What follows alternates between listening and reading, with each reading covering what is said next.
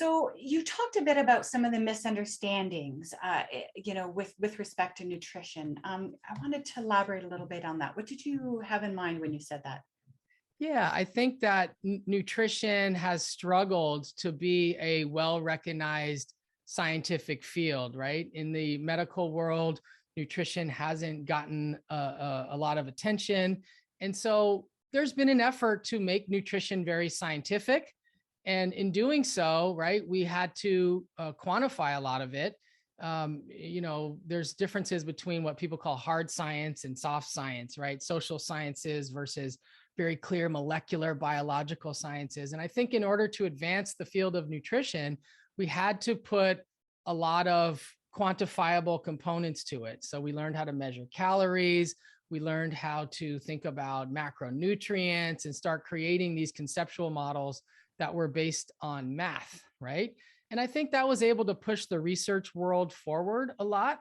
I think a lot of people learned how to treat nutrition as an elaborate math problem. You could punch your gender, height, weight, activity level into a formula and get a calorie and figure out a macronutrient distribution. And I think that was helpful to a lot of people. But I think one of the unintended consequences is that people started to assume that nutrition was just energy and not actually something that represents a profound interaction with nature, not something that interacts with the bacteria inside of our gut, not something that has an effect on our nervous system, our immune system, not something that affects our reward pathways in ways that affect our thought processes.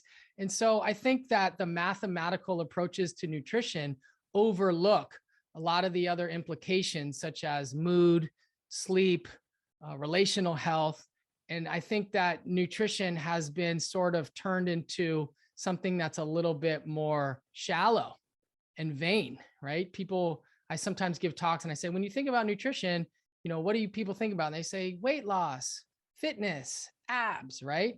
And so, yes, I think nutrition needed to be quantified. We need hard science so that we could do studies and actually do trials and look at outcomes. But I think that there's a lot of room for us to reconceptualize nutrition as something that represents connecting with people, connecting with nature, having foresight, feeling a part of our environments, and thinking about us as being a part of an ecosystem, feeding not just ourselves, but the bacteria that live inside of us, living in symbiosis, just learning how to live in more harmony with nature.